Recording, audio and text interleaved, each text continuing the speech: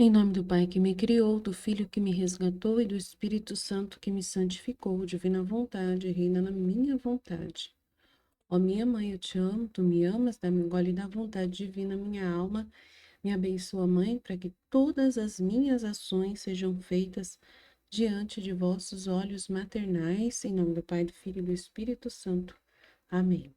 Vinde, ó Espírito Santo, vinde por meio da poderosa intercessão do Imaculado Coração de Maria, a vossa amadíssima esposa e nossa mãe. Amém. Pai nosso, que estais no céu, santificado seja o vosso nome. Venha a nós o vosso reino, seja feita a vossa vontade, assim na terra como no céu. O pão nosso de cada dia nos dai hoje. Perdoai as nossas ofensas, assim como nós perdoamos a quem nos tem ofendido. Não nos deixeis cair em tentação, mas livrai-nos do mal. Amém. Ave Maria, cheia de graça, o Senhor é convosco. Bendita sois vós entre as mulheres, bendito é o fruto do vosso ventre, Jesus. Santa Maria, Mãe de Deus, rogai por nós, pecadores, agora e na hora de nossa morte. Amém. Glórias ao Pai, ao Filho e ao Espírito Santo, como era no princípio, agora e sempre. Amém. Glórias ao Pai, ao Filho e ao Espírito Santo, como era no princípio, agora e sempre. Amém. Glórias ao Pai, ao Filho e ao Espírito Santo, como era no princípio, agora e sempre. Amém.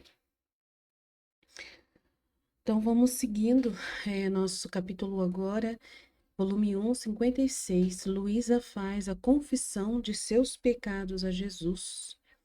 Lembro-me confusamente que lhe pedia frequentemente, quando me encontrava junto ao Nosso Senhor, a dor dos meus pecados e a graça de que me perdoasse tudo o que de mal tinha feito.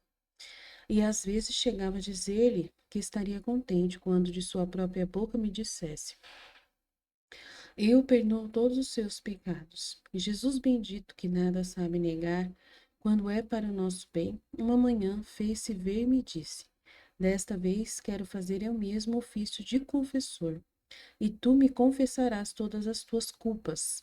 E no momento em que fizeres isto, te farei compreender uma por uma as dores que destes ao meu coração ao me ofender, a fim de que, compreendendo tu por quanto pode uma criatura o que é o pecado, tome a resolução de preferir morrer do que me ofender. Enquanto isso, tu entras no teu nada e recita o eu pecador. Eu, entrando em mim mesma, advertia, percebia toda a minha miséria e maldades, e diante de sua presença tremia toda, e me faltava a força de pronunciar as palavras do eu pecador, né, que é o ato de contrição. E se o Senhor não tivesse infundido em mim nova força, dizendo-me: não temas, se sou juiz, sou também teu pai. Coragem, sigamos em frente. Teria ficado ali, sem dizer uma palavra. Então disse o eu, pecador, toda cheia de confusão e humilhação. E como me via toda coberta, eu acho que o eu, pecador, é aquela assim: meu Deus, é o eu pecador, é aquela da missa, né? Confesso a Deus Todo-Poderoso e a vós, irmãos e irmãs, que pequei muitas vezes por pensamentos e palavras, atos e omissões por minha culpa, minha tão grande culpa. Peço à Virgem Maria, aos anjos e santos e a vós, irmãos e irmãs, que rogueis por mim a Deus, vós, nosso Senhor. Então, acho que esse é o eu pecador que nós conhecemos e que nós confessamos, né? Nossos pecados. Então, confessemos os nossos pecados, né? Confesso a Deus Todo-Poderoso. Então, esse é o eu pecador. Eu, entrando em mim mesma, advertia, percebia toda a minha miséria e maldades, e diante da sua presença tremia toda, e me faltava a força de pronunciar as palavras do eu pecador. E se o Senhor não tivesse infundido em mim nova força, dizendo-me: não temas, se sou juiz, sou também teu pai. Coragem, sigamos em frente. Teria ficado lá sem dizer uma palavra. Então eu disse o eu pecador, toda cheia de confusão e humilhação. E como me via toda coberta por minhas culpas, dando um olhar, descobri que a culpa que mais tinha ofendido a Nosso Senhor era, a soberba. E por isso disse: Senhor, me acuso ante a tua presença de que tenho pecado de soberba. E ele: aproxima-te do meu coração, ouve-me, e ouve o rasgo cruel que fizeste ao meu coração com este pecado. Toda tremendo, pus meu ouvido sobre o seu coração adorável, mas quem pode dizer o que eu ouvi e compreendi naquele instante? Mas depois de tanto tempo direi só alguma coisa confusamente. Lembro-me que o seu coração batia tão forte que parecia que queria partir-lhe o peito. Logo me parecia que se despedaçava e pela dor ficava quase destruído. Ah, se poderia ter destruído o ser divino com a soberba. Ponho uma semelhança para fazer-me entender. De outra maneira, não tenho palavras para expressar-me. Imagina um rei e a seus pés um verme, que elevando-se e inflando-se começa a crer ser alguma coisa, e que chega a tal atrevimento que, elevando pouco a pouco, chega à cabeça do rei e quer tirar-lhe a coroa para colocá-la sobre a sua cabeça. Logo despoja de suas vestes reais, o lança do trono e finalmente trata de matá-lo. Mas o pior deste verme é que ele mesmo não conhece seu próprio ser, e engana-se a si mesmo, pois para se desfazer dele só se necessita que o rei o ponha debaixo dos pés e o esmague. E assim terminariam já os seus dias. Isso causa raiva e compaixão, e ao mesmo tempo ridiculariza o orgulho deste verme, se isto pudesse ser dado. Assim me via eu diante de Deus, o que me encheu de tal confusão e dor que me senti renovar em meu coração o rasgo que sofria o bendito Jesus. Depois disso, me deixou, e eu sentia tanta pena e compreendia como é feio este pecado de soberba, que é impossível descrever. Quando pensei muito bem sobre tudo isso em mim mesma, meu bom Jesus voltou e me disse para continuar a confissão de minhas culpas. E eu, tremendo, continuei me acusando dos pensamentos, palavras, obras, causas e omissões. E quando via que eu não podia seguir fazendo a confissão pela pena que sentia de havê-lo ofendido tanto, que tinha uma claridade tão viva diante daquele sol divino, especialmente porque nele descobria a pequenez, a nulidade do meu ser, e ficava assombrada de como eu tinha tido tanta ousadia, de onde tinha tomado essa coragem de ofender a um Deus tão bom, que no mesmo ato em que eu ofendia, ele me assistia, me conservava, me alimentava, e se tinha algum rancor comigo era para o pecado que eu fazia, e que odiava sumamente. Em troca a mim, me amava imensamente. Uau, que lindo, né? Me desculpava ante a divina justiça e se ocupava todo para remover aquele muro de divisão. Uau! Que lindo, né? Que tinha produzido o pecado entre a alma e Deus. Meu Deus, que lindo! Deus trabalhando incansavelmente para desfazer o muro de divisão que o pecado produz. Olha só. Ai, Jesus, eu queria tanto ajudar as pessoas a entender o que significa isso. É tão difícil. Ah, eu sei muito bem, Senhor Jesus, o que que é a culpa no coração humano, mas é difícil explicar, mas o Senhor me ajuda. Oh, se todos pudessem ver quem é Deus e quem é a alma no momento em que peca, todos morreriam de dor, e eu acredito que o pecado seria exilado da terra. Então, quando Jesus bendito via que pela pena não podia mais, retirava-se e me deixava, para que compreendesse muito bem o mal que tinha feito. E depois voltava de novo e eu continuava acusando minhas culpas. Mas quem pode dizer tudo o que eu compreendi e explicar uma por uma as diversas afrontas e as dores especiais que com as minhas culpas tinha causado ao nosso Senhor? Sinto-me quase impossibilitada de me explicar, e também porque não me lembro muito bem. Quando terminei minha acusação, que durou cerca de 7 horas, o amável Jesus tomou o aspecto de um pai amorosíssimo e como eu me encontrava esgotada de forças pela dor, e muito mais porque via que não era uma dor suficiente para me doer como convinha as minhas culpas, ele, para me animar, me disse: eu quero suprir-te, e aplico à tua alma o mérito da dor que tive no jardim do Getsemane. Só isto pode satisfazer a justiça divina.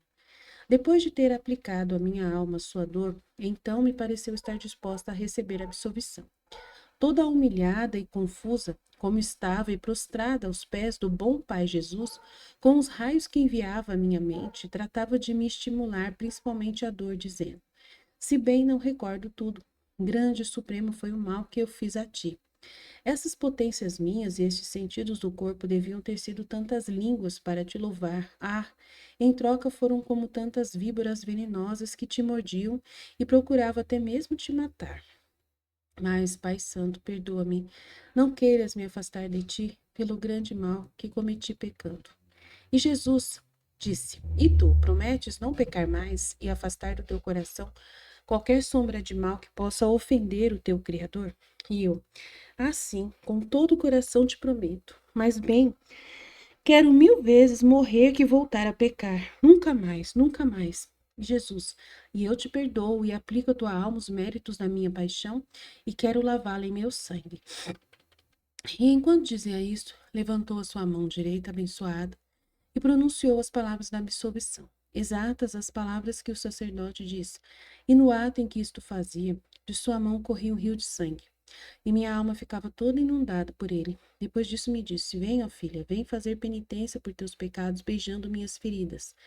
Toda trêmula me levantei e lhe beijei suas sacratíssimas chagas, e depois me disse: Minha filha, sê mais atenta e vigilante, porque hoje te dou a graça de não caíres mais no pecado venial voluntário. Depois me fez outras exortações que eu não recordo bem e desapareceu. Então, gente, vamos lá. Eu quero ajudar vocês a entender o que é o pecado. Ai, Senhor, me ajuda, porque não é fácil. Eu já recebi essa luz lá atrás. Na época que eu recebi, eu fiz um vídeo da Escola da Divina Vontade. E eu, fiz outro vídeo também explicando depois, outro vídeo, mais outro vídeo, vários vídeos antigos, né? E foi uma época de muita luz referente a isso. E agora eu tenho que relembrar a história toda, como explicar isso, mas vamos lá. Gente, o pecado é uma coisa chamada culpa, né? O pecado gera culpa. É um ato que você faz, né?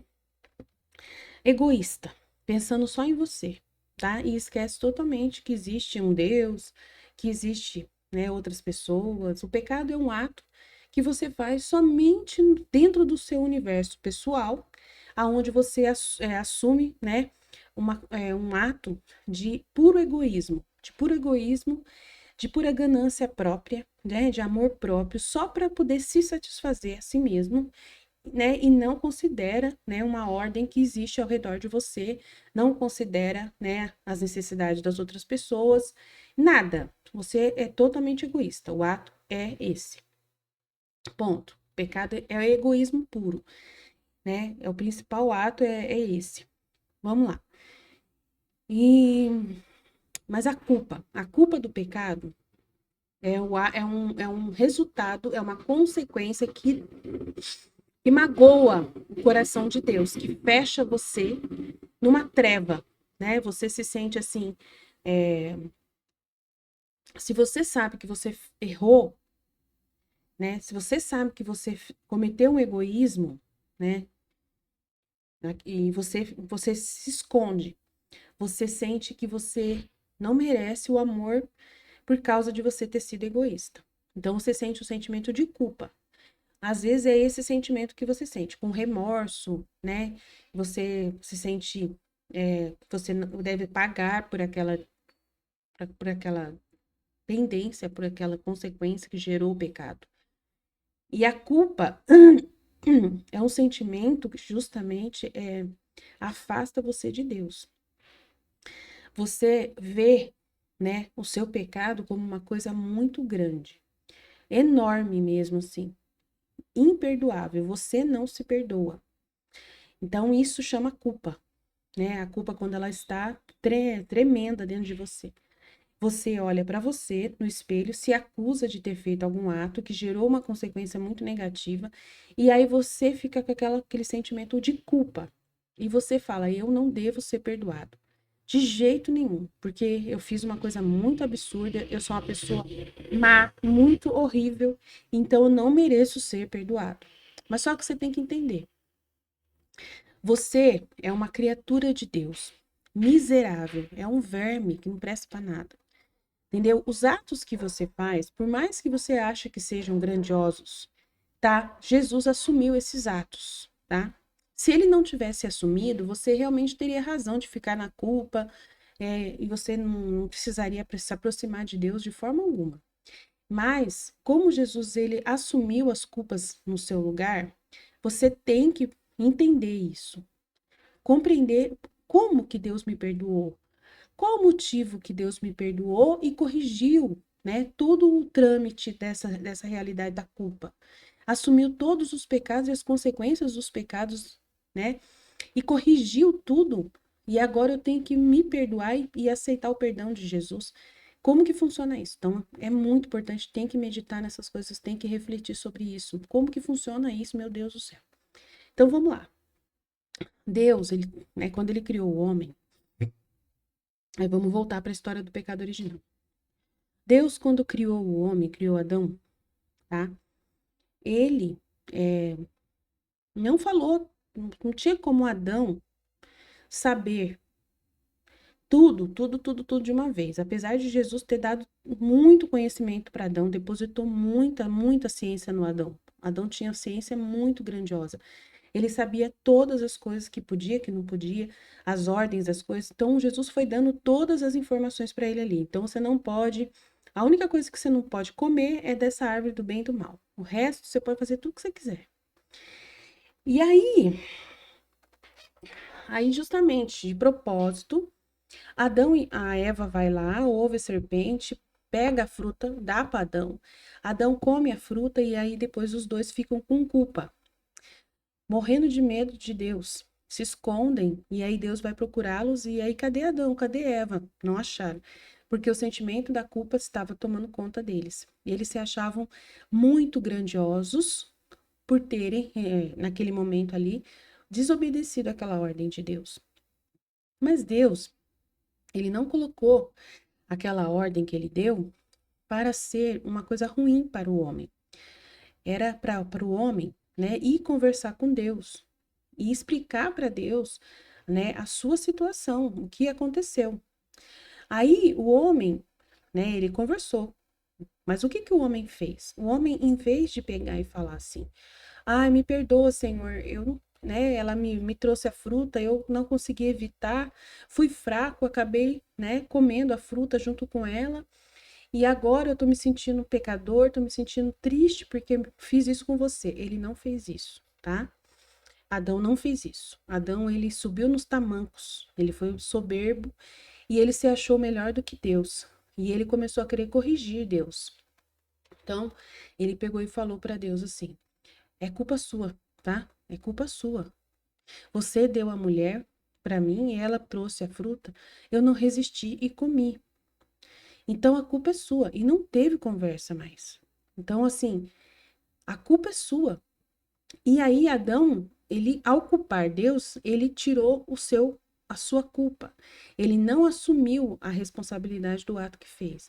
Ele colocou toda a culpa em Eva e em Deus. E ele mesmo ficou intacto, se sentindo totalmente, né, no direito de poder julgar a Deus e dizer: você que é errado. Você não deveria ter dado essa mulher para mim, né? O presente que você me deu, essa mulher, foi uma desgraça para mim. Você atrapalhou minha vida. Então, assim, ficou uma situação terrível, não dava mais para conversar. Deus, ele não sabia como, não é que Deus não sabia como fazer para corrigir, mas não tinha mais como corrigir a situação. Porque foi muito grave aquela situação do homem se sentir assim, acima de um pedestal e apontando a não tendo condições, não tendo uma ciência, uma sabedoria e uma reflexão própria de assumir a sua responsabilidade.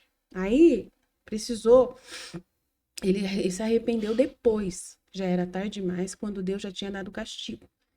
E aí não tinha mais como corrigir aquela situação sem Jesus. Não tinha mais como corrigir sem Jesus, tá? Não tinha. Aí, a partir de Adão, todo mundo herdou essa visão de que Deus é o culpado, de que Deus, ele que criou uma regra, ele que enviou uma situação e ficou uma situação que Adão acabou passando para frente. Os filhos dele começaram a saber isso de Deus, pensar que Deus era esse Deus. E ele não podia se defender, Deus não tinha defesa, porque o homem que tinha que entrar em contato com Deus e querer, né, reconciliar-se com Deus, mas não houve um desejo de reconciliação, mas sim um momento de juízo, onde o homem quis julgar a Deus, e Deus ficou como um réu, né? O homem não assumiu a culpa, Deus ficou como réu, Porém, como Deus ficou como réu, isso foi de uma forma providencial para que Deus viesse na terra e assumisse os pecados dos homens.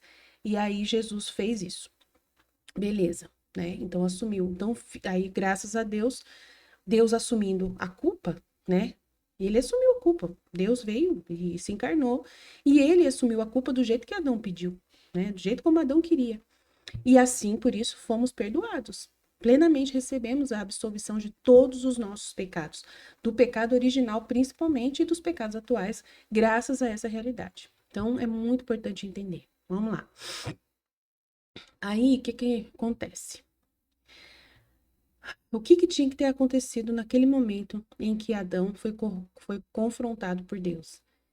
Então, Jesus ele fala na Valtorta que primeiro a Eva que deveria ter já pensado que ela tinha feito alguma coisa errada. E ela deveria ir até Deus antes de pegar a fruta. Ela estava com vontade de pegar a fruta, então ela devia ir para Deus e conversar com Deus e explicar para Deus o que ela estava sentindo, toda a dúvida que estava no coração dela, toda a vontade que ela estava, né, das coisas que o demônio falou para ela. Mas ela não fez isso. Se ela tivesse ido conversar com Deus, Deus teria curado ela, teria esclarecido para ela tudo aquilo e curado ela, tirado toda aquela dúvida dela e ela iria ficar em paz. Porém, ela não fez isso. Jesus explicou que ela não fez isso e acabou acontecendo o pecado.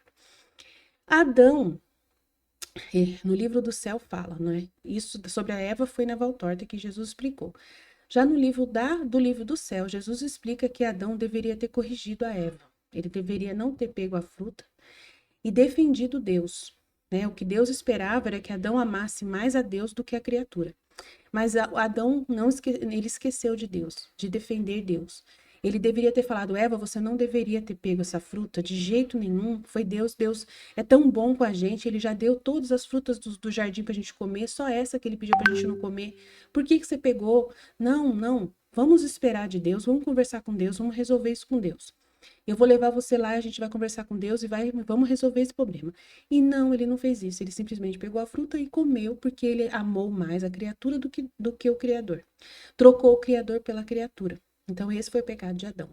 E Adão não se arrependeu de ter feito isso. Ele amou muito ter feito isso, ter escolhido, e ele culpou Deus, falando que a Eva era fruta que ele tinha comido e que quem deu a fruta para ele, a Eva é a fruta, tá, gente? É a Eva que é a fruta, ela é a fruta. Então, que Deus deu a fruta para ele comer, que Deus enfiou na boca dele a fruta. Então, como que ele ia evitar de comer a fruta? Ele não se arrependia de ter comido a Eva, entendeu? Era sexo, gente. Pode ter certeza que é sexo mesmo o pecado original, tá? Tá no livro da Valtor, tá bem explicado, Jesus explicando e a Nossa Senhora explicando que é pecado sexual. Então, ele não se arrependeu de ter tido relações com a Eva e não tinha mais como voltar atrás. A experiência do sexo que ele teve com a Eva foi muito marcante. Não tinha como ele apagar da mente dele. E Deus também não ia apagar da mente de Adão aquela experiência que ele teve sexual com a Eva. Então, uma vez que você tem uma experiência sexual, não tem mais como tirar de você a experiência que você teve sexual. Você sabe disso. Uma vez que perdeu a virgindade, é definitivo. Não tem como corrigir, não tem como consertar, não tem como apagar aquilo. Não tem. É uma coisa muito marcante. Então, o que aconteceu no pecado original foi isso, tá? E aí Deus não podia apagar a experiência que Adão tinha. E o Adão também não se arrependia de ter feito, né? De ter tido ato com a Eva. E ele amou muito aquela circunstância e queria ter a Eva para ele e não queria, né, perder a Eva. Então, assim, quando ele encarou Deus, ele tinha medo, né, de Deus castigar os dois, dele ficar sem a Eva e não sei o que. Mas Deus não fez isso, Deus continuou deixando os dois juntos e aí expulsou os dois juntos para fora do paraíso para que eles vivessem felizes do jeito que eles quiseram. Então, eles escolheram viver sem Deus, né? Não queriam a vida com Deus, queriam a vida sem Deus. Depois eles tentaram reconciliar com Deus, fazendo os sacrifícios e tudo mais, e Deus perdoou por causa dos méritos de Jesus, né? Dos méritos da cruz de Cristo. E aí perdoou Adão e perdoou Eva, hoje eles estão no céu, graças a Deus. Mas deu essa resolução que perpetuou por por todos, né? Não tinha como Deus apagar mais essa realidade da sexualidade do homem, não tinha mais como. O homem começou a escolher por si próprio a hora de fazer o sexo com a mulher e aí passou de pai para filho, de filho para pai, e aí gerou toda a geração humana, que é justamente o pecado original foi um pecado muito forte contra um projeto que Deus tinha, de que ele que escolhesse a hora de dar os filhos para os casais. Mas os casais falharam e pegaram isso para eles, como se eles soubessem, eles decidissem o que era bom e o que não era para eles. Então, por isso que é a árvore do bem e do mal. Eles que a partir daí iriam decidir a hora que eles iriam ter filhos ou não, e não respeitar a Deus. Deus queria que o homem não tivesse, aí está escrito na Valtorta explicado direitinho, que Deus não queria que o homem escolhesse por ele escolhesse a hora de ter filhos, a hora de ter a relação sexual. Mas aí eles partiram isso de Deus. Aí no Gênesis não fala que é sexual, mas no livro da Valtorta Jesus vem para explicar muita coisa. E ele explica claramente como que funciona isso. Beleza. Então a gente tem que entender o que é o pecado original e o que é essa inimizade com Deus, né? O homem querendo decidir as coisas antes de Deus, sem considerar a vontade de Deus, entendeu? Então Deus tirou o dom da divina vontade de Adão, porque Adão falhou em seguir a vontade de Deus. E aí, por isso, perdeu o dom da divina vontade. Deus não podia mais coordenar a vida do homem. Aí no livro do céu vai falar isso o tempo todo, que Deus perdeu esse poder sobre o homem, porque o homem não quis mais obedecer à sua vontade, né? Então ele perdeu essa graça, né? O homem perdeu essa graça de ter a divina vontade reinando sobre ele, ditando as horas certas de fazer as coisas dentro da ordem. Perdeu tudo isso, o vínculo de orientação do Criador que orienta tudo para o melhor bem, da forma melhor, mais perfeita, mas o homem começou a fazer tudo sem orientação e ficou cego, surdo e mudo. Então, hoje, os homens pecam porque querem fazer do seu jeito, da sua forma, e preferem o Criador do que a criatura do que o Criador. Né? Rejeitaram o Criador, rejeitaram as ordens do Criador. Esse é o pecado, essa é a falha que aconteceu, é aonde a vontade humana peca, né? E sempre o pecado é essa realidade, tá? Sempre vai ser essa realidade. E tem muito mais. Aí, o que Deus queria? Deus queria que Adão chegasse, então, corrigisse a Eva, e aí, na hora que ele corrigisse a Eva, não pecaria, né? Não teria pecado, teria tudo ajustado, ficado tudo certo, e eles nunca teriam pecado, não teria pecado. A Eva teria pegado a fruta, mas Adão teria tirado da mão dela, falado, não, não, não, não, não, não vamos, né? A fruta veio, ela toda bonitona, lindona, é como se ela tivesse aparecido pelada, toda sedutora. A fruta é a Eva, tá? Então ela chegou em Adão, toda sedutora, toda linda, toda gostosona, peladona, e o que Adão sentiu? Excitação sexual, né? Você sabe o que é. E aí era para ele ter controlado isso pensando em Deus, mas ele não controlou e tchum, tchum, tchum com a Eva, tá? Ponto final. Ai, que horror, Aline. Ai, que horror. É a realidade. Mas se Adão não tivesse, né, se ele tivesse controlado, não comido a fruta, e ele tivesse fugido da Eva naquele momento, e depois chamado ela para conversar depois, mais tarde, que ela tivesse vestida, envergonhada e tal, né? Porque nunca mais ele ia ver a Eva da mesma forma, tá? Depois que ela pecou, ela ficou diferente. Ela não era mais aquela mulher que parecia uma irmã para ele. Então, ela começou a ser uma mulher na frente dele. Então, Deus teria que corrigir toda uma situação ali terrível que aconteceu, tá? Mas tudo bem. Ai, gente, é tão difícil falar do pecado original, é uma coisa tão triste, mas fazer o que eu tenho que falar. É muito importante. Aí a gente tem que pensar, se Adão tivesse sido forte e amado mais a Deus do que a Eva, e aí tivesse chamado a atenção da Eva, não teria pecado, gente. Deus iria consertar tudo e tudo ia dar certo e Adão iria receber o reinado da divina vontade plenamente, todo o conhecimento, né, do que Deus queria, como queria, a forma que Deus queria, e ele ia obedecer a Eva também, e a gente nunca teria o pecado original acontecido.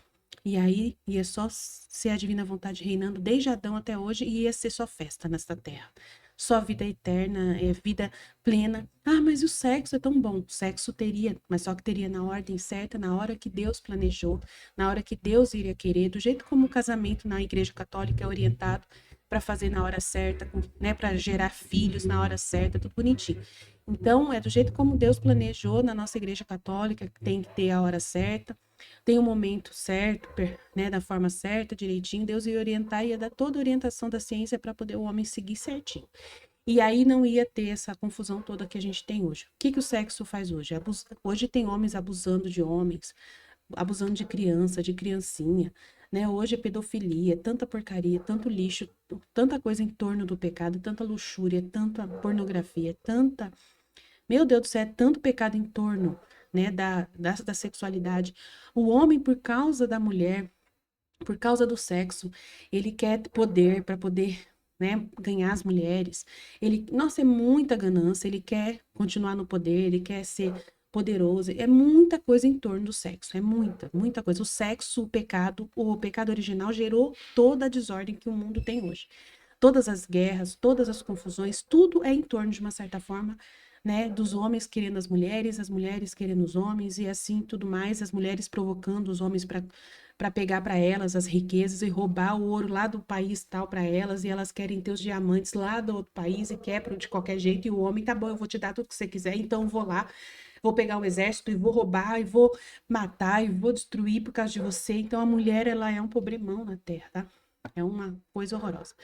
E os homens caem, né, quatro patas ali em torno de fazer a vontade das mulheres, e assim vai, e tudo é em torno disso, e segue. Então o pecado é uma merda, né? Modo de falar. Desculpa falar, mas é assim. E tudo que é em torno disso, tudo que gerou em torno disso, amém? Ai, Jesus, como é triste. Aí a culpa, né? Depois que pecou, aí a culpa. O perdão, como que funciona isso? Como que funciona agora o perdão, mesmo o homem estando nessa situação? Deus, ele perdoou essa realidade do ser humano, tá? Ele perdoou o que a gente faz errado. Ele perdoou. Ele não, ele tem, o único problema de Deus é que ele quer governar. Ele quer mandar, né, na nossa vida, de novo.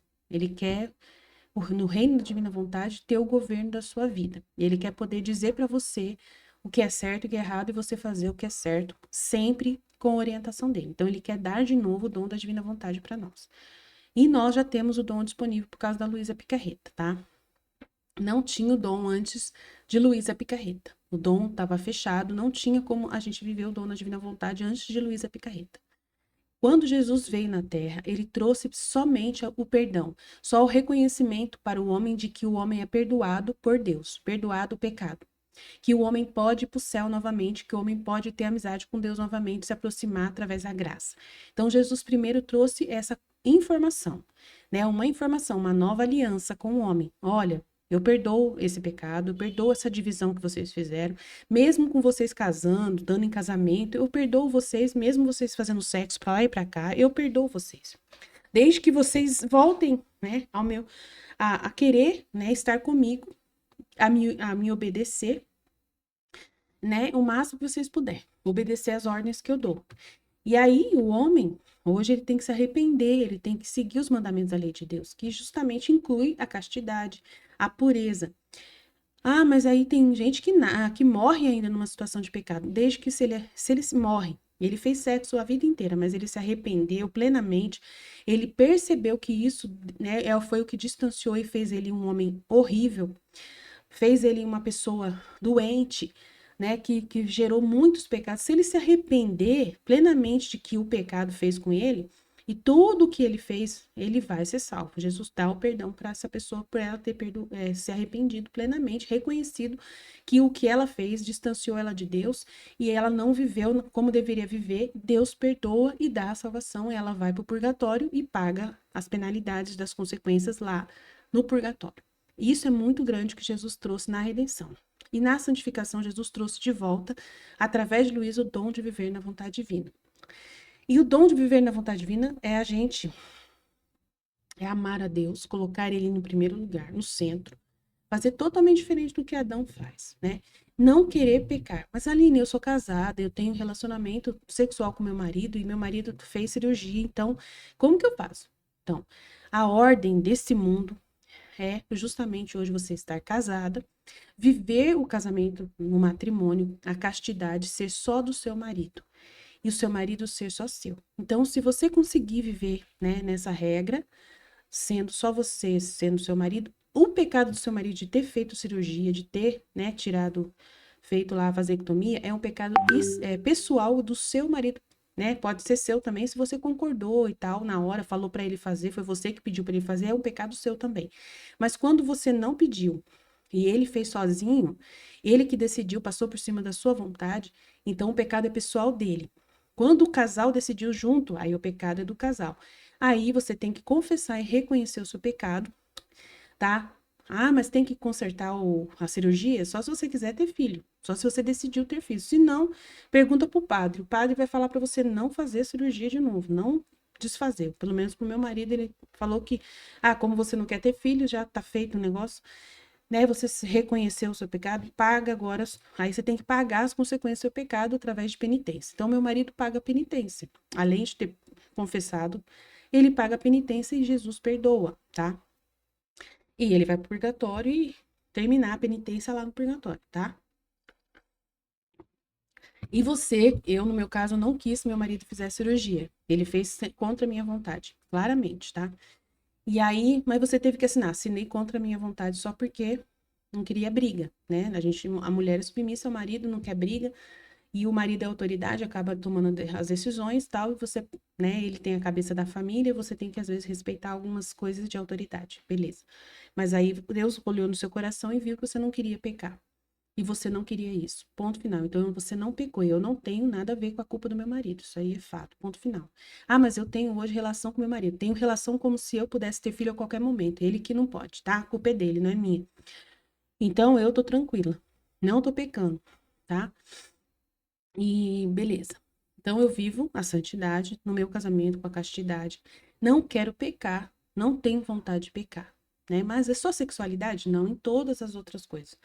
Ah, se eu for egoísta, pegar uma coisa e comer sozinha, foi egoísta, então é pecado. Aí você tem que conversar, né? Você tá sempre atenta, vigilante para você andar na. E daí, se você vê, sabe, na hora você tá vigilante e sabe que é um pecado e você mesmo assim comete, você pecou.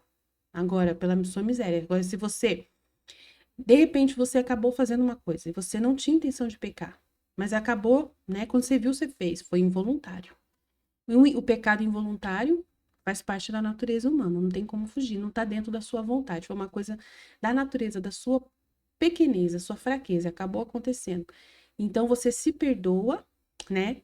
E você vai para a missa, reza o ato penitencial, e são pecados veniais que a graça apaga tranquilamente através de uma vida sacramental. E sempre quando você tem que confessar, você confessa e leva todas essas realidades à sua fraqueza e misérias naturais.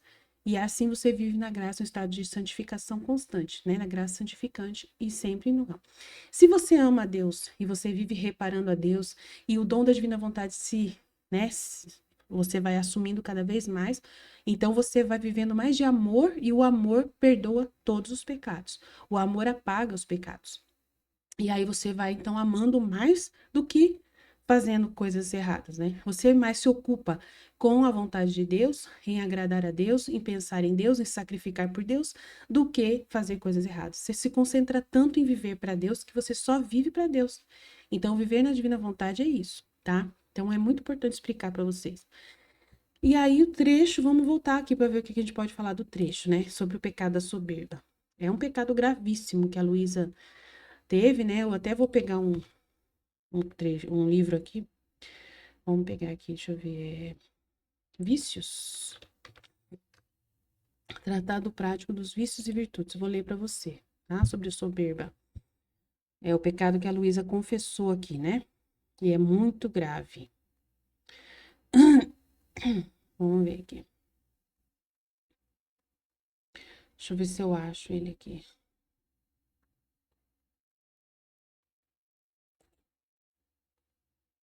Se dá para pesquisar.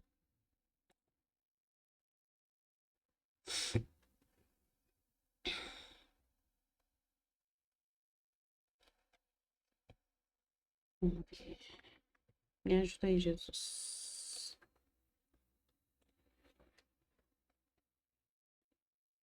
Acho que não dá para tratar do prático. Vícios e virtudes.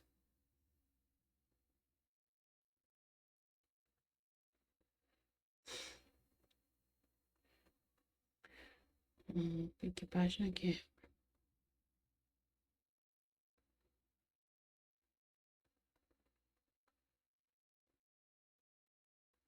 Soberba. 71. Vou ver se eu acho que é página, então.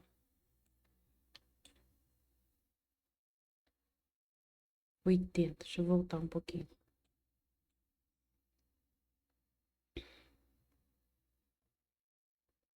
Jamais o soberbo há de morar em minha casa. Salmo 107. Onde houver soberba, ali também haverá desonra. Provérbios 14, 3. A soberba é abominável a Deus e aos homens. Salmo 10, 7. Princípio de todo pecado é a soberba. Quem nela se compraz será coberto de maldições e será por ela derrubado. Eclesiástico 10, 15. Então a Luísa confessou o pecado de soberba. Então, soberba, que Jesus só se encontra no meio dos homens. Quanta fumaça e quanta palha. O mais consiste em exterioridades vãs e numa soberba crescente que tudo abarca. Esse vício maldito da soberba, vejo-o claramente reinar no mundo. É Jesus falando, tá, gente? Esse é o livro da Conchita de Armida, mas é Jesus falando, tá? Com ela. Então, esse vício maldito da soberba, eu vejo-o claramente reinar no mundo e na igreja, em seus ministros, comunidades religiosas, famílias e nas almas dos que se consideram santos. Espalha-se de forma refinada e espiritual. Vejo-a infiltrar-se muito sutilmente, até onde menos poderia suspeitar-se. É o sal com que se tempera o reino das almas. Meu Deus, que desgraça! E que estragos ela faz inadvertidamente. É um veneno que mata secretamente as almas, se não lhe interpõe a tempo o antídoto da humildade. É o rei dos vícios. O vício capital, que arrasta consigo os demais vícios e precipita muitas almas no inferno. Não é exagero dizer que a maioria das palavras, ações e até devoções e obras piedosas tem essa mancha, que mesmo não sendo pecado, desabona muitos para o céu. A soberba é filha de Satanás, nasce do seu mesmo ser e é mãe de todos os vícios que gera e traz em seu seio. Todo vício traz em si o germe de Satanás, sua fisionomia, seu semblante. A soberba é causa natural de toda a desordem da alma e do corpo. Envenena todo movimento espiritual, destrói toda a virtude e santidade. Perniciosa e maldita, a soberba tem derrubado e afundado torres muito altas de santidade. Em maior ou menor escala, todo pecado a traz em si. É uma epidemia universal. Qual sereia enganadora penetra no mais íntimo do coração humano e adormece-o, com sua astúcia diabólica e um manto da hipocrisia e da falsa piedade. Há muita soberba no mundo. Na eternidade onde já não haverá mais remédio, será terrível e espantoso o despertar das pobres almas covardemente seduzidas e enganadas pela soberba. Há vários tipos de soberba. Moeda de muitos cunhos, a não ser que receba proteção especial da fúlgida luz da graça, quase não há alma que por ela não seja manchada em menor ou maior escala, de uma ou de outra maneira. Pelo discernimento do Espírito Santo pode ser descoberta na maioria dos atos da vida, pois se ajusta a todo o estado, caráter e posição. Nos grandes se apresenta de uma maneira, de outra nos pequenos, nos pobres e nos ricos, nos maus e nos bons, nos espirituais e nos mundanos. A impureza, o ressentimento, a vingança, a inveja, a ira, o ciúme, a hipocrisia, o orgulho, a obstinação e outros vícios mais ou menos ocultos são seus principais e inseparáveis companheiros. Há outros vícios horríveis também, embora secundários, que, à guisa de satélites, seguem-na sem jamais separar-se dela. A incredulidade, a imodéstia, as riquezas, a adulação e as honras são suas armas favoritas, além de outras 1000 que maneja com admirável destreza. As baixas paixões, das quais a soberba é rainha, formam seu exército, lutam incansavelmente contra as virtudes, levando à perdição eterna as almas, com todos os meios a seu dispor. O que causa maior tormento em Satanás é seu ódio contra mim, sua oposição ao meu poder e grandeza, pois não pode esconder o quanto sou digno de todo amor e louvor, até por parte dele mesmo. A maneira de Satanás descontar e vingar-se é arrebatando das almas a convicção inata de que eu sou tudo, elevando-as em falsos pedestais de secreta soberba, que foi o que aconteceu com Adão, transformando-as em sua presa e afundando-as no inferno. Como seu ser é a própria soberba, Satanás não pode suportar meu reinado e os louvores que me são tributados. Todo seu afã é roubar minha glória, mesmo reconhecendo-me digno dela, apesar de sua relutância. Satanás não pode me amar, esse é o seu martírio constante. Assim, aborrece-me e busca ocultar a soberba para livrar-se de sua pena eterna. Sem consegui-lo, esse é o maior tormento do inferno, que persegue eternamente o anjo rebelde. Enquanto espírito estranho, ele quer ocultar a soberba para livrar-se de sua pena eterna, sem consegui-lo. Nossa. Esse é o maior tormento do inferno que persegue eternamente o anjo rebelde, enquanto o espírito Satanás conserva suas qualidades. Sua compreensão tem uma extensão que o homem não pode alcançar nem medir. Tem em suas mãos meios desconhecidos à inteligência humana e é sutil, vivo e esperto para além de qualquer imaginação humana. Satanás também conjectura por alguns indícios o que há de suceder e mantém em seus laços as almas para induzi-las a pecar. Não conhece o futuro, porém o vislumbra. O campo espiritual é o mais cobiçado por ele, porque é o que mais me traz glória. Também entre os vícios, como entre as virtudes, há vícios comuns e ordinários, espirituais e espirituais perfeitos. Isso porque é uma mania de Satanás imitar facilmente tudo que é santo e perfeito e que pode glorificar-me. Sua eterna vingança contra mim é roubar-me o amor e o louvor, já que ele não pode dá-los. Em seu coração sombrio, o ódio luta contra o amor, e como nele a fonte do amor está ressecada, a vingança o impele contra mim. Nele, tudo o que devia ser amor transforma-se em ódio e em aversão. Toda a criação, tudo que sai das mãos da infinita e divina onipotência tende à gratidão, ao amor e ao louvor do Criador. Mais que ninguém, Satanás compreende e experimenta em si mesmo essa necessidade evidente, incapaz, porém, de expressar louvor, gratidão ou amor. Satanás brada, desespera-se e transmite sua dor a todo o inferno e aos condenados. Assim, apesar deles, todos dão-me glória, visto que a essência do seu desespero é sua inclinação natural, impedida de voltar-se para mim, sua única razão de ser. Esse tormento é o que constitui a essência do inferno, em que as almas já queimam e queimarão mais tarde, junto aos seus respectivos corpos, por toda a eternidade. Isso há de ser assim e é justo, pois em Deus sequer há sombra de injustiça. Pelo contrário, esse eterno tormento é a própria glória da justiça ultrajada e o castigo da soberba. Tão grande é a soberba que a onipotência infinita criou o inferno para castigá-la de forma devida. Tanto quanto ama a humildade, é muito assim também detesto a soberba, em todos os seus aspectos e formas. Nada abomino quanto a soberba, uma praga tão repugnante para mim que abandono logo a alma em que há soberba e me retiro. A soberba entra por uma porta da alma e eu saio pela outra. Então Jesus sai da pessoa que tem soberba, né? Soberba espiritual. Existe uma soberba clara que é a soberba, pode aplicar-se essa palavra, e é menos nociva e é mais fácil de extirpar. Há também outra soberba espiritual, veneno e destruição de toda a comunidade religiosa. Quantos estragos! Quantas almas enganadas, precipitadas na ruína sem ao menos saberem por quê. Contudo, a soberba mais prejudicial que corrói os corações no oculto, mata e ainda passa despercebida, é a soberba espiritual perfeita. Chamá-la-emos assim porque é tão refinada e delicada, quão venenosa e prejudicial. Esse tipo de soberba é a que reina nas almas que se dizem minhas, né? Almas que se dizem dele, de Deus. Nela se esconde entre as mais secretas dobras da inteligência, da memória e da vontade.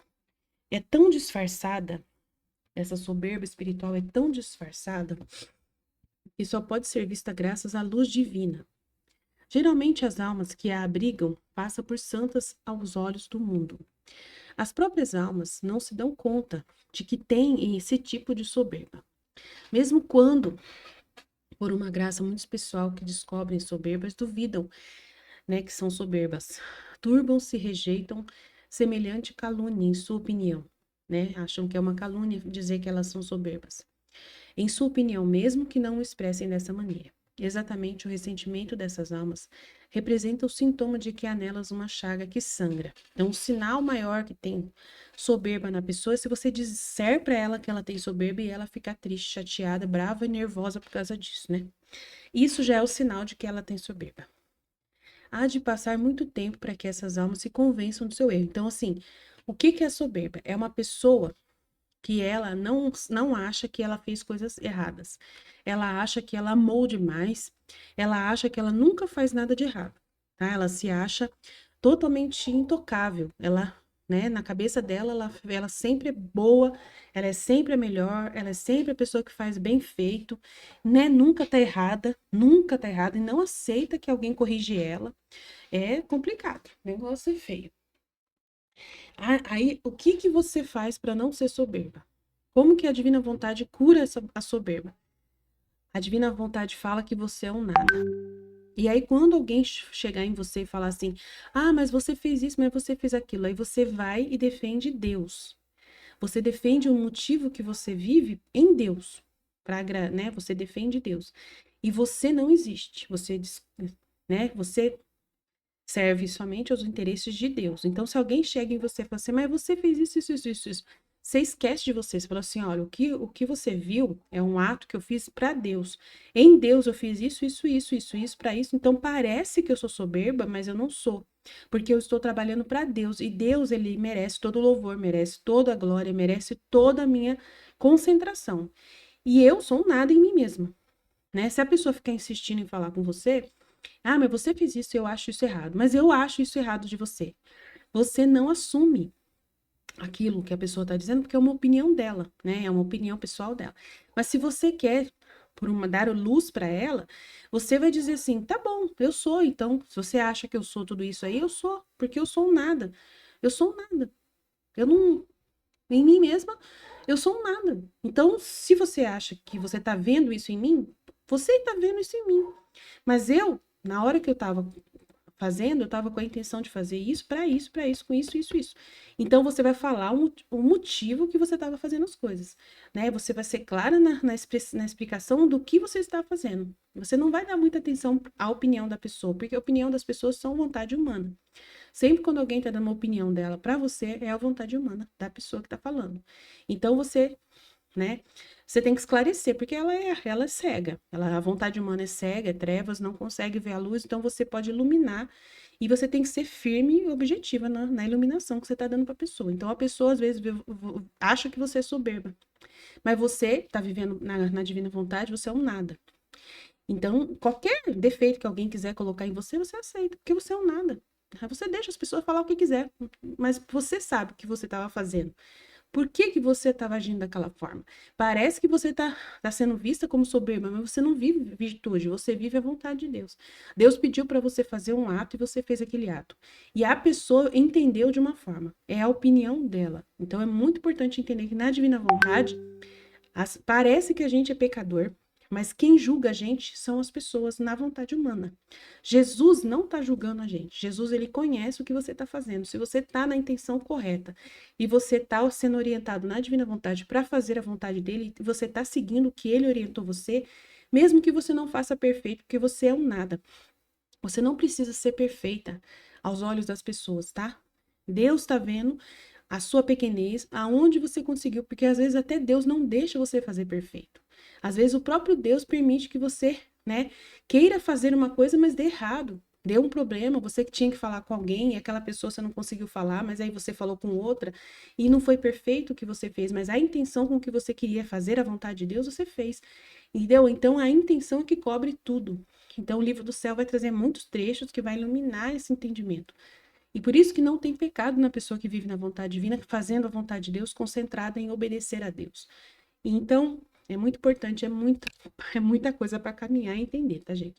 Mas vamos chegar lá. Então, exatamente o ressentimento dessas almas representa o sintoma que há nelas, nessa chaga que sangra. Então, a pessoa que fica brava, que não se perdoa, que fica chateada, que não gosta de ser chamada de soberba, ela, né? Ah, mas e se a pessoa está fazendo a vontade de Deus? Ela tem que ser um nada. Ela não tem que nem responder. Jesus, quando alguém falava alguma coisa dele, ele ficava em silêncio. Ele ficava em silêncio, ele nem respondia, porque ele sabia que ele não tinha feito nada de errado. Chamavam ele de demônio e ele, né, só falou que era errado o que eles estavam fazendo. Ele só avisou, vocês estão em pecado, cuidado que vocês estão falando, pode ser pecado contra o Espírito Santo e esse pecado não tem perdão.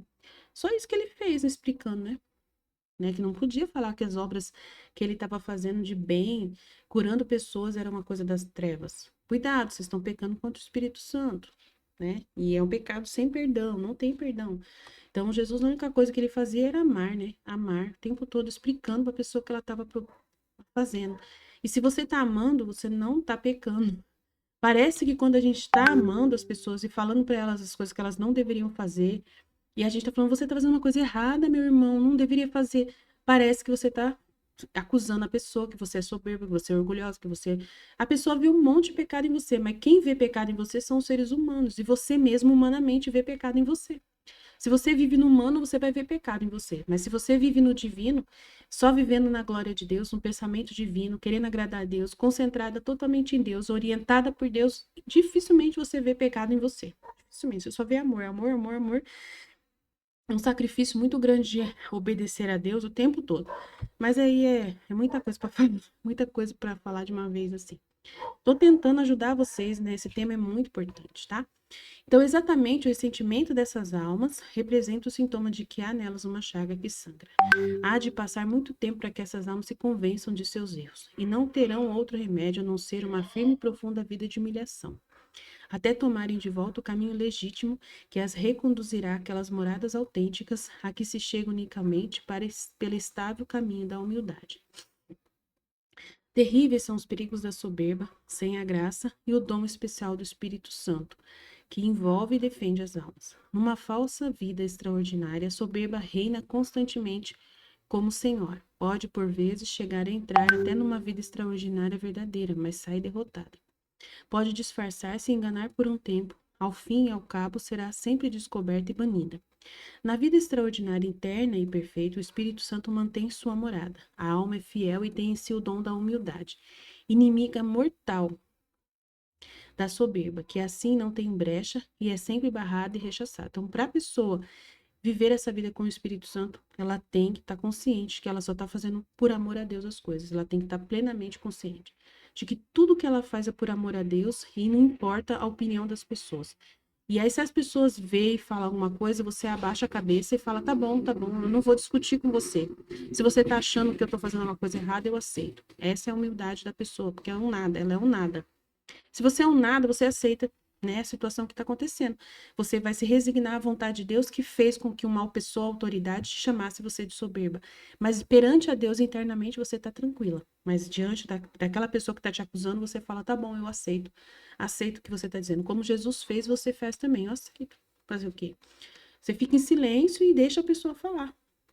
E se você quer a paz, manter pacificação, você fala, tá bom, eu aceito a humilhação de ser chamada de soberba, não tem problema.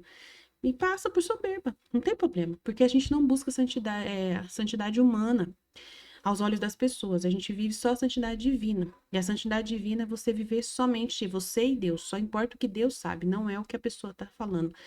Então, deixa a pessoa falar o quanto quiser, tá? E aceita a humilhação que a pessoa está provocando, tá? Essa, porém, é graça especialíssima outorgada pelo Espírito Santo a muito poucas almas. Por isso, não se deve confiar nem descansar na luta contra esse inimigo capital que infecciona com seu hálito impuro todos os atos da alma e da vida da criatura. Por exemplo, eu falar assim, que eu sou filha da divina vontade, que eu tenho o dom da divina vontade, que eu vivo a vida divina, que Jesus fala através de mim, isso não é soberba, isso é humildade, porque a humildade é a verdade.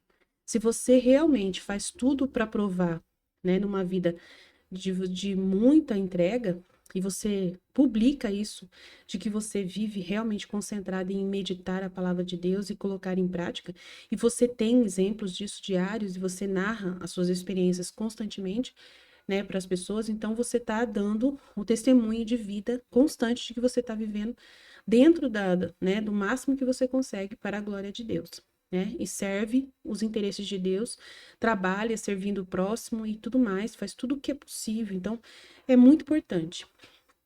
Faz, né? E é uma vida de verdade. Aí você vai falar que você é porque você está fazendo para provar que é. É muito importante, é uma verdade. E a humildade é a verdade. Se você falar, se você não está fazendo, ninguém está vendo você fazer. E quando alguém vê você fazendo alguma coisa, você está sempre machucando os outros, você está sempre ofendendo, não está servindo, você não está doando, não está fazendo. Aí pode ser que você esteja se enganando. E aí você está falando que você é uma coisa, mas você não está dando fruto nenhum, você não está mostrando que você é. Então, não pode. Então, para viver na vontade divina, tem que ser publicado claramente tudo que você faz, para poder você ter tranquilidade em dizer, eu sou filho da divina vontade. Eis um alerta para a vida interior. A maioria das almas jaz adormecida nas finas redes da soberba espiritual e da soberba espiritual perfeita. Essas almas passam sua vida tranquilas no meio a elogios, sem divisar a serpente infernal que é dentro delas e que as adormece. Ao seu redor há um ar de fina autocomplacência, e nenhum vento é capaz de tirá-las daquele suave ar perfumado que respiram. Acostumam-se com práticas exteriores de humildade com que acreditam estar a salvo da soberba, quando nisso mesmo manifesta-se a cauda serpentina desse vício maldito. Criam hábitos de penitências e mortificações comuns e privadas. É tudo santidade humana aqui. É virtude, né? Não é santidade divina. Tá? Santidade divina é verdade absoluta e luz absoluta. Esclarecimento absoluto, verdade absoluta, palavra de Deus absoluta, constância, né? Em direcionar a glória de Deus ao objetivo constante, né? E não é mais nada que isso.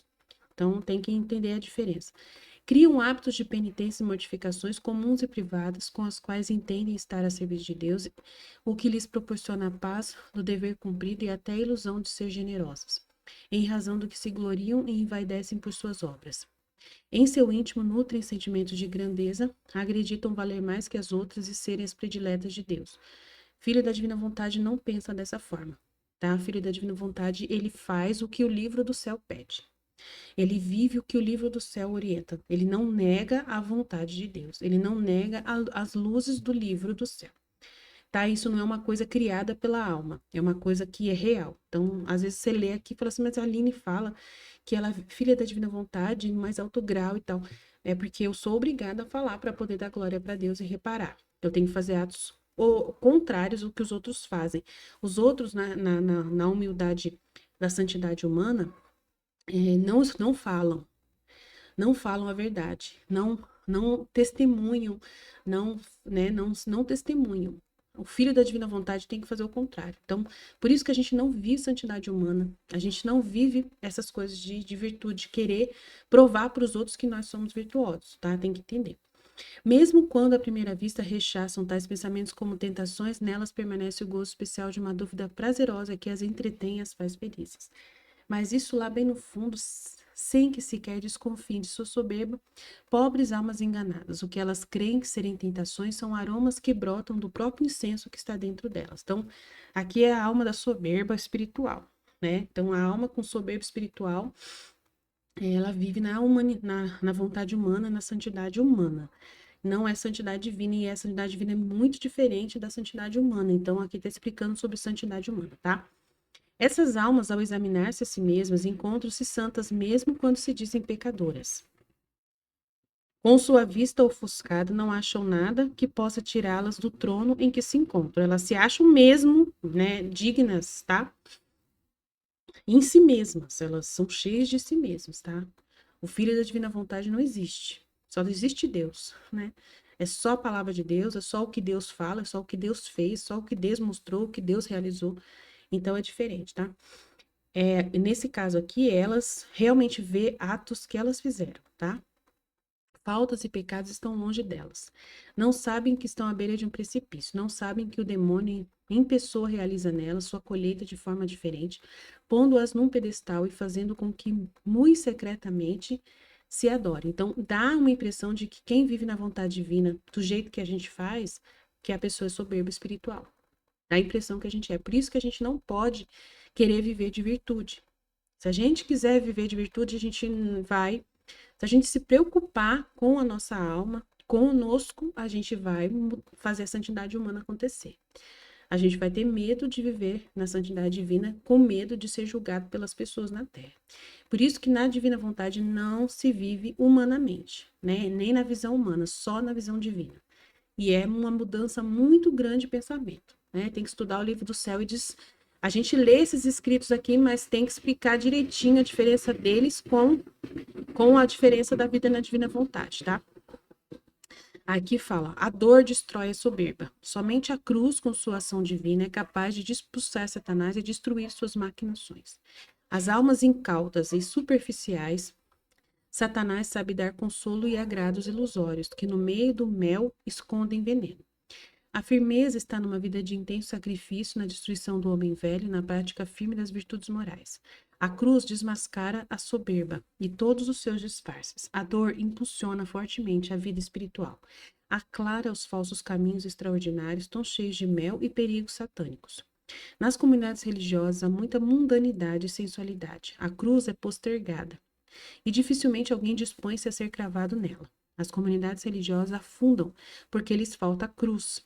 Permitiram que reinasse a comodidade. Pelo contrário, faz-se necessário que a dor ocupe seu assento. Já é tempo que as almas despertem, vivam da cruz e para a glória de Deus. A cruz e a dor vêm destruir a soberba. São as armas que a vencem e destroem nas almas. São essas as armas que o demônio mais teme, porque são letais para os vícios. A cruz, ela sim, a cruz é muito boa para destruir soberba. Por quê? Porque a pessoa, quando ela está sofrendo, ela fica dependente, né? Das pessoas, das outras pessoas. Ela fica numa situação desfavorável perante os outros por causa da cruz, né? Por causa ela tá sofrendo, tá tendo alguma dificuldade. E aí ela não pode dizer que ela vai fazer, que ela pode, que ela tá fazendo, que ela é linda, que ela é maravilhosa, que ela tá conseguindo, porque a cruz não deixa ela fazer. Então ela acaba destruindo a soberba da pessoa. Uma bênção a cruz, né? Bem-aventurada a alma que se agarra à cruz e se prende nela. A cruz lhe servirá de escudo e defesa contra os soberbos seus sequazes, né, seus seguidores, que é os outros pecados. Será repleta da abundância dos dons e das graças do Espírito Santo. Então, a Luísa, como disse aqui, que ela tem soberba, então é bom saber o que é soberba, né? E ela dá um exemplo, ela fala que é um verme, né, que ela se acusou de pecado de soberba. E o que a gente vê, assim, de atitude da Luísa que é soberba? Ela fica querendo corrigir Jesus, né? Toda hora ela quer corrigir Jesus. Ela fala para Jesus, mas você tem que vir me ver, porque você me proteger. Você me prometeu que a gente ia viver junto e que você não vem. Você não me ama mais, porque você antes fazia isso comigo e agora você não faz mais. Isso é soberba, tá? Sempre tem alguma atitudezinha de soberba na Luísa, tá? Então a gente tem que estar sempre atento, mas é involuntário, tá? Ela até fala assim, ai, meus desvarios, ai, não sei o que lá, mas é porque ela tá sofrendo. Na hora do sofrimento, involuntariamente, o coração, por um amor muito grande que ela sente por Jesus, por um sentimento de privação, ela tá sofrendo por causa de Jesus. Jesus é a causa do pecado. É a causa do pecado. É a causa do pecado dela, né? De certa forma. Então, Jesus é o amor dela. Então, por causa de ser por Deus que ela tá sofrendo, então, ela é perdoada porque é uma dor, né? Causada por amar demais e por querer demais Jesus. Então, ela é perdoada constantemente, porque ela tá amando. Então, o amor apaga milhões de pecados. Então, tem que entender o que é o amor, né? E depois ela repara, ele traz muitas circunstâncias que ela acaba, né? Amando tanto, fazendo sacrifício, aceitando, se resignando. Então, ela acaba tendo essa realidade de apagar os pecados através da caridade, né? Então, é muito importante entender sobre esse negócio do amor, porque é uma coisa muito presente na vida dos santos, né? Eles amam muito. E a Luísa, uau, né? Se você for ver ela amando a Deus, é uma coisa louca, né? Quanto que essa mulher ama mais do que qualquer coisa. Então é muito importante entender a santidade da Luísa, né? E a nossa santidade também vai basear muito no sacrifício, no amor por Deus, né? No aceitar sofrer qualquer coisa por Deus, aceitar tudo que Deus manda. É impossível pecar na divina vontade, tá? Impossível, é muito difícil. Se acontece, é involuntário e esses pecados veniais involuntários são totalmente apagados, totalmente queimados pelo sacrifício que você faz de amor e de aceitar a vontade divina em todos os atos que você está fazendo. Então, queima todas essas realidades, né? Ficam totalmente queimados e não tem pecado porque é queimado o tempo todo. Então, é muito importante entender. Então, ela viveu esse momento de confessar o pecado para Jesus, é uma graça muito grande, né, que ela recebeu. E ele fala: eu perdoo todos os seus pecados, né? Eu mesmo quero fazer o ofício confessor. E ela vai e confessa, né? Passa 7 horas ali, se acusando de pecados, fala tudo, tudo, tudo e mais um pouco para Jesus, né? Principalmente o pecado da soberba. Ela vê o que que é a soberba, né? Muito importante também entender o que que é o pecado da soberba, que é como se fosse um verme, né? Diante de um rei. E esse verme quer tirar o rei do trono e matar o rei, né? E é ridículo. Como que pode, né? Não olhar para si mesmo e ver o tamanho, né? Que ele é um verme e Deus, como rei, pode pisar nele a qualquer momento. E ele mesmo assim se acha uma coisa tão grande que é julgar a Deus, né? Como aconteceu com Adão no momento do pecado, que queria julgar a Deus. Então é muito ridículo, né? O pecado da soberba. É ridículo. A cabeça do ser humano na hora que tá com soberba. E muitas pessoas vão para o inferno por causa da soberba, porque elas não se perdoam porque se acham muito grandiosas e elas não se perdoam. Elas acham que Deus não deveria perdoá-las, porque elas fizeram uma coisa muito feia e que se Deus perdoá-las, ele é um absurdo. Então elas julgam Deus como uma pessoa idiota. Não, você não deve me perdoar. Se você me perdoar, você é um idiota. Então, a pessoa vai para o inferno porque ela chama Deus de idiota. E ela odeia Deus por ele ser assim, por ele perdoar, por ele ser bom. Ela não gosta de Deus por ele ser bom, porque ela fala assim: você é idiota, se você é Deus, você tinha que nos trucidar, nos destruir, nunca mais a gente aparecer na sua frente. Agora você está dizendo para mim que você me perdoa? Eu não aceito, eu não aceito, é ridículo, é uma coisa absurda, não pode me perdoar, não pode. Se eu deixar você me perdoar, eu tô dizendo para mim mesma que eu tô aceitando um Deus que eu não gosto. Eu quero um Deus que seja um cara digno e não um cara besta igual ele, né? Que perdoa. Que isso? Eu fiz uma coisa absurda. Você tem que me trucidar, você tem que me matar. Então a pessoa prefere ir pro inferno. É pecado de soberba que faz as pessoas ir pro inferno, porque é uma pessoa que está julgando Deus e falando que Deus não deve ser bom, que Deus não deveria perdoá-la e nem perdoar ninguém. E ela começa a odiar Deus por ele ser amor. É um absurdo, gente. É uma coisa louca, mas existe. O ser humano tem essas coisas e é o demônio junto com o filho de demônio, né? Filho de demônio. Né? O soberbo por excelência é o próprio, né? Então é uma coisa horrorosa. E tu prometes não pecar mais e afastar do teu coração qualquer sombra de mal que possa ofender teu Criador? E ela fala: sim, de todo meu coração te prometo, né? Quero 1000 vezes morrer que voltar a pecar. Isso é o sentimento que vai reinar em nós também, tá? Nunca mais, nunca mais. A gente sente um terror pelo pecado, né? Conhecendo o que é o pecado, a gente nunca mais quer isso na vida da gente. Eu te perdoo e aplico a tua alma os méritos da minha paixão e quero lavá-la em meu sangue. Enquanto dizia isso, levantou sua mão direita abençoada e pronunciou as palavras da absolvição exatas, as palavras do sacerdote. E no ato em que fazia, de sua mão corria um rio de sangue, e minha alma ficava toda inundada por ele, por esse rio de sangue. Depois disso me disse: vem, ó filha, vem fazer penitência por teus pecados, beijando minhas feridas. Então ela vai fazer a penitência beijando as feridas de Jesus, que foi através das feridas de Jesus que ela recebeu o perdão dos seus pecados, né? O sangue de Jesus. Toda trêmula me levantei e lhe beijei suas sacratíssimas chagas e depois me disse: minha filha, seja mais atenta a partir de hoje, vigilante, porque hoje te dou a graça de não cair mais no pecado venial voluntário. Voluntário é quando você sabe que é errado e você vai e faz, né? Você sabe que você não deveria comer, alguém te deu 2 bombons e falou: olha, um é da sua irmã, e você vai e não conta para sua irmã que você ganhou um para ela. E você vai e come os 2 bombons. E você viu que você fez isso, né? Foi egoísta. Então você foi voluntariamente egoísta. Viu que você pecou. Tá? Agora, se alguém te dá 2 bombons e não fala para você que é para sua irmã, para você guardar para sua irmã, e você come os dois, aí depois você lembra: ah, eu devia ter guardado para minha irmã. Aí foi involuntário. Aí você se perdoa porque você na hora não pensou, né? Um bombom chamou o outro, acabou comendo tudo. né? O gosto ali acabou. Então aí você foi involuntário, tá? Então é entender o que que é os dois pecados. É isso, por enquanto tá bom. Eu mandei vários trechos aí para vocês lerem, para ajudar vocês a entender mais sobre o pecado. Qualquer coisa estou à disposição. Que Deus abençoe, Jesus. Eu confio em vós. Fit, fit, fit.